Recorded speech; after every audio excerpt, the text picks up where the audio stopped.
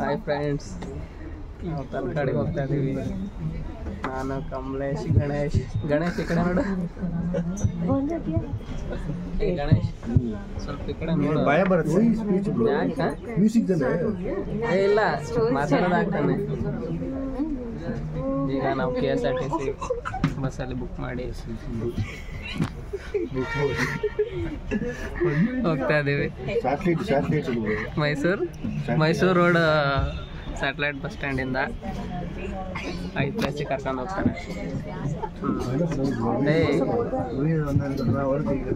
ಸ್ವಲ್ಪ ಈ ಕಡೆ ನೋಡಾಗ ಕಮಲೇಶ್, ನೀವು ಮಾತಾಡಿ ಈಗ ಏನಾರ. ನಾವೆಲ್ಲ ಒಳಗರ ನೀವೇ. ಗಣೇಶ್ ಏನಾರು ಹೇಳು.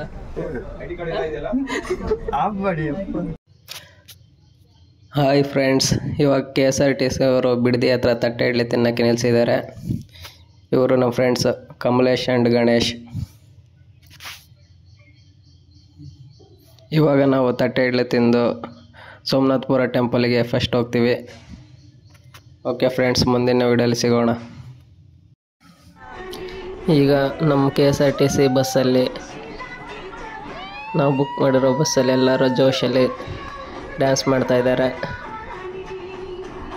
ಇವರೆಲ್ಲ ನಮಗೆ ಪರಿಚಯ ಇದ್ದಿದ್ದಿಲ್ಲ, ಆದರೆ ಟ್ರಿಪ್ಪಿಗೆ ಹೋಗ್ತಾ ಹೋಗ್ತಾ ಫುಲ್ಲು ಪರಿಚಯ ಆಗಿ ಇವಾಗ ಡ್ಯಾನ್ಸ್ ಮಾಡ್ತಾಯಿದ್ದೀವಿ.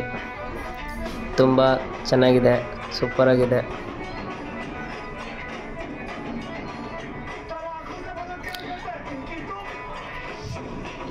ಪ್ಲ್ಯಾನ್ ಮಾಡೋ ಖುಷಿಗಿಂತ ಹಿಂಗೆ ಸಡನ್ನಾಗಿ ಅನ್ಪ್ಲ್ಯಾನಲ್ಲಿ ಟ್ರಿಪ್ ಮಾಡೋ ಖುಷಿನೇ ಬೇರೆ.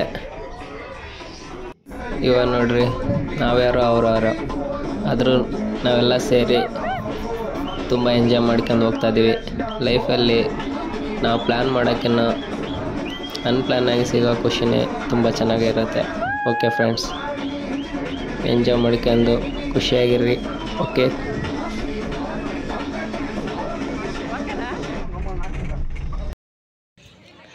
ಸೋಮನಾಥಪುರ ಟೆಂಪಲಿಗೆ ಬಂದಿದ್ದೀವಿ. ಇದು ಹೊರಗಡೆ ಪಾರ್ಕು.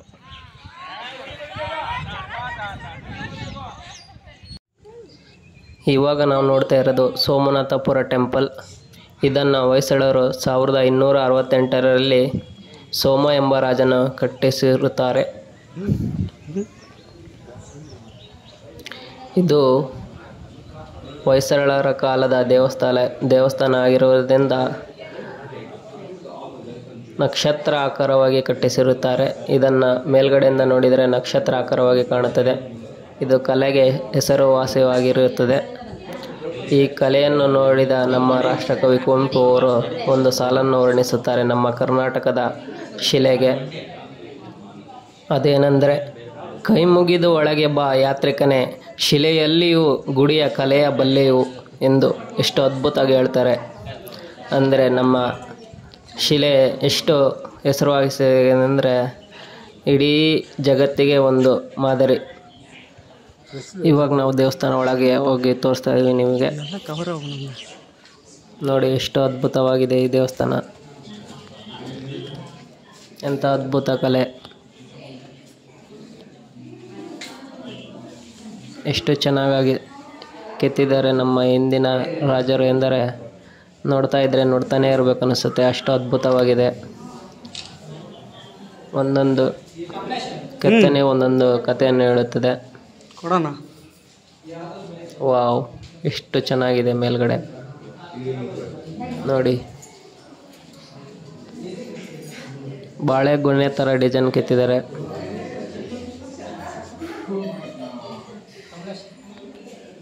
ಇವಾಗ ನಮ್ಮ ಟೂರ್ ಗೈಡ್ ಎಕ್ಸ್ಪ್ಲೇನ್ ಮಾಡ್ತಾರೆ, ಕೇಳೋಣ ಅವ್ರು ಏನು ಹೇಳ್ತಾರೆ ಅಂತ. ಹಾಗೆ ಇಲ್ಲಿ ಕೆಲವೊಂದು ಮುಂದೆ ಬನ್ನಿ.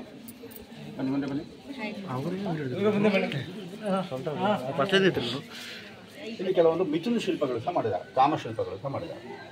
ಅಂದರೆ 4 ಪುರುಷಾರ್ಥಗಳಲ್ಲಿ ಇದು ಒಂದು, ಧರ್ಮ, ಅರ್ಥ, ಕಾಮ, ಮೋಕ್ಷ.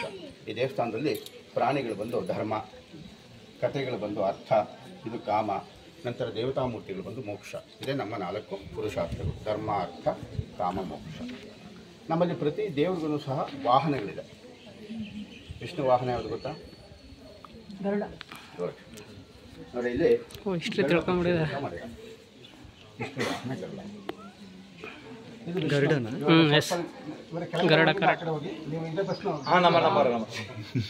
ಇಲ್ಲಿ ಬನ್ನಿ ನಾ ಅಂಕಲ್. ಹಾಂ ಅಲ್ಲಿ ಕರೆಕ್ಟಾಗಿ ಬರುತ್ತೆ, ಬನ್ನಿ ಕರೆಕ್ಟ್.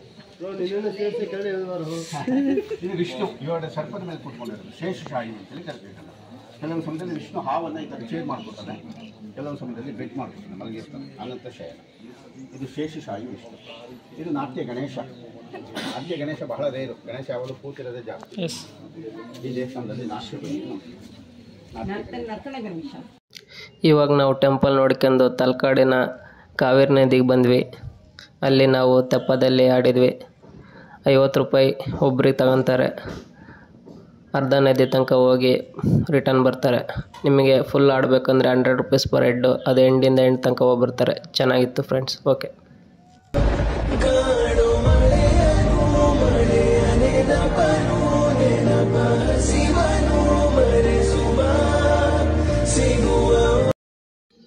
ಇವಾಗ ನಾವು ಹೋಗ್ತಿರೋದು ಗಗನಚುಕ್ಕಿ ವಾಟರ್ ಫಾಲ್ಸ್ಗೆ. ನೋಡಿ ಎಷ್ಟು ಅದ್ಭುತವಾಗಿದೆ. ನಾವು ಹೋಗಿದ್ದು ಮೇ ತಿಂಗಳ ಎಂಡಲ್ಲಿ. ಸ್ವಲ್ಪ ಮಳೆ ಇಲ್ಲದ ಕಾರಣ ಸ್ವಲ್ಪ ನೀರು ಕಮ್ಮಿ ಇದೆ.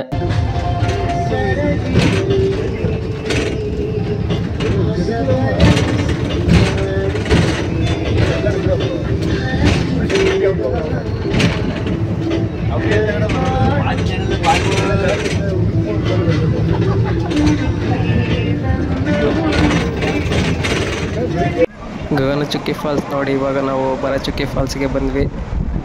ಇದನ್ನು ಸೇಮ್ ಗಗನಚುಕ್ಕಿ ಥರನೇ ಇದೆ, ಆದರೆ ಸ್ವಲ್ಪ ಚೇಂಜ್ ಇದೆ. ತುಂಬ ಅದ್ಭುತವಾಗಿದೆ.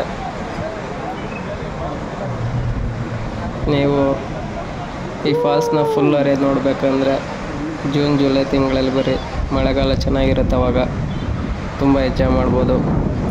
ಇವಾಗ ಸ್ವಲ್ಪ ನೀರಿದೆ, ಆದರೂ ತುಂಬ ಚೆನ್ನಾಗಿ ಕಾಣುತ್ತೆ ನೋಡಲು. ಇವಾಗ ನಾವು 1 ಡೇ ಟ್ರಿಪ್ನ ಕಂಪ್ಲೀಟ್ ಮಾಡ್ಕೊಂಡು ಮತ್ತೆ KSRTC ಬಸ್ಸಲ್ಲಿ ರಿಟರ್ನ್ ಹೋಗ್ತಾಯಿದ್ದೀವಿ ಬೆಂಗಳೂರಿಗೆ. ತುಂಬ ಅದ್ಭುತವಾಗಿತ್ತು ಈ ಟ್ರಿಪ್ಪು.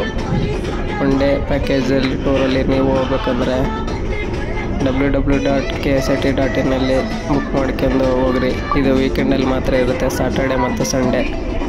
ತುಂಬ ಅದ್ಭುತವಾಗಿದೆ, ಎಂಜಾಯ್ ಮಾಡ್ಬೋದು. ಫೈನಲಿ ನಾವು 1 ಡೇ ಟ್ರಿಪ್ನ ಕಂಪ್ಲೀಟ್ ಮಾಡ್ಕೊಂಡು ರಿಟರ್ನ್ ಹೋಗ್ತಾ ಇದ್ದೀವಿ. ತುಂಬ ಚೆನ್ನಾಗಿತ್ತು ಫ್ರೆಂಡ್ಸ್. 1 ಡೇ ಹೇಗೋಯ್ತು ಅಂತಲೇ ಗೊತ್ತಾಗಲಿಲ್ಲ. ಓಕೆ, ನನ್ನ ಮುಂದಿನ ವಿಡಿಯೋಗಾಗಿ ನಿರೀಕ್ಷಿಸಿ. ಧನ್ಯವಾದಗಳು.